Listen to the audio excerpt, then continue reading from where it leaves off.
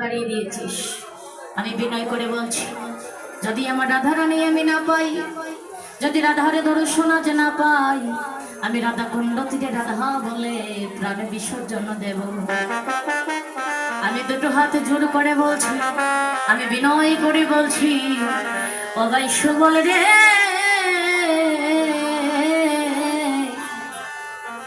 বিনয় করি রাধা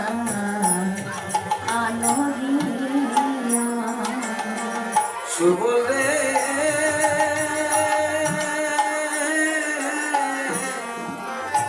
বিনয় করি রাধা আনগিয়া। আমি বিনয় করি রাধা আয়ানো গিয়া রে, বিনয় করি রাধা আনো গিয়া। ওই আমি বিনয় করি রাধা রাধায়ানো গিয়া রে, বিনয় করি রাধা আনো গিয়া। ও ভাই সুবল রে,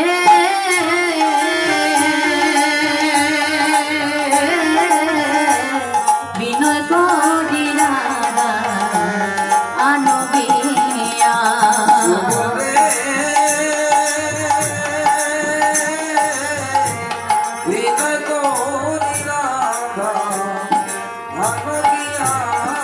ওরে রাধায় আমার প্রেম গুরু,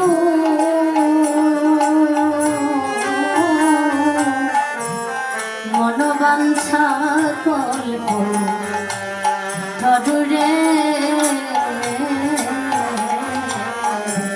ওরে রাধায় আমার প্রেমের গুরু, আমার মনোবাসনা কল্প তরু রে। ওরে রাধায় আমার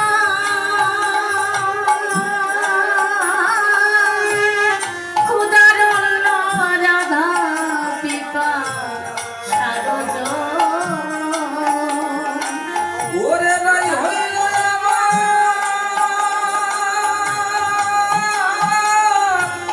উদার রাধা হইল রে পাশার বিনয় করি রাধা আনো গিয়া। সুবল রে,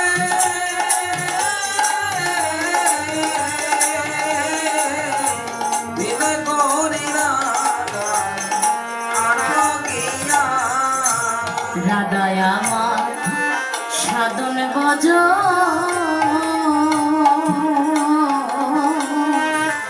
না জানি সে আছে কেমন রে। রাধায় আমার সাধন ভোজন রে, রাধায় আমার সাধন ভোজন, না জানি রাই আছে কেমন রে। ওরে ওরে সুবল রাধায় আমার সাধন গজ,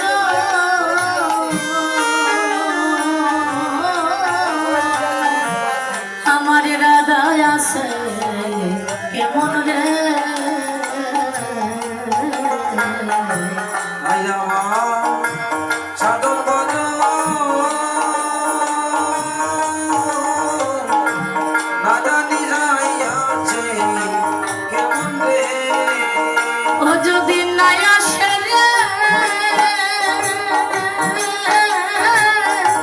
রসবতী যাব আমি মরিয়া।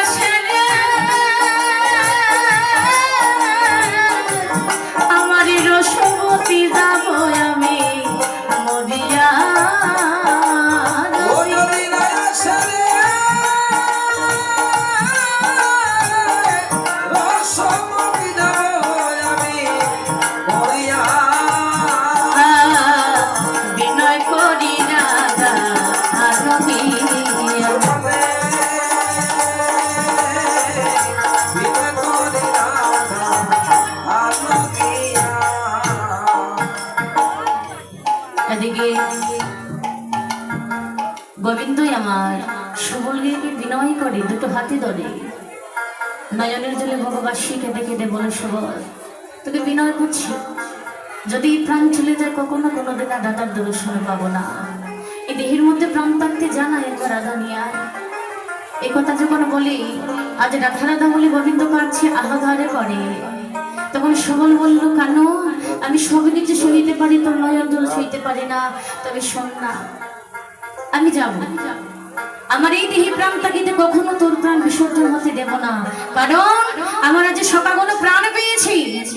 এই প্রত্যেকটা সকা একদিন সবারই দেহ থেকে প্রাণ গিয়েছিল। একদিন বনে গিয়েছিল রাখালগণ, জল পিপাসা প্রাণ গিয়েছিল, কালিদয় সাগরে গিয়েছে মা। কালিদয় সাগরে যে জলটা থাকে ওই জল কিন্তু বিষ জল। কেন? ওই সাগরের মধ্যে কালীয় নাগ থাকে। ওই বিষ জল প্রাণ করে সব রাখাল দেহ ত্যাগ করেছিল। আর সেদিন অন্তর্যামী কৃষ্ণকে প্রত্যেকটা মরা দেহের ভিতরে প্রাণ দান করেছিল। সেদিন সকাগণ বলেছিল, সুবল বলেছিল, কেন তুই যে প্রাণটা আমার দেহে ফিরিয়ে দিয়েছিস, নতুন জীবন যে দান করেছিস, আমি তোকে কথা দিচ্ছি, যদি কোনো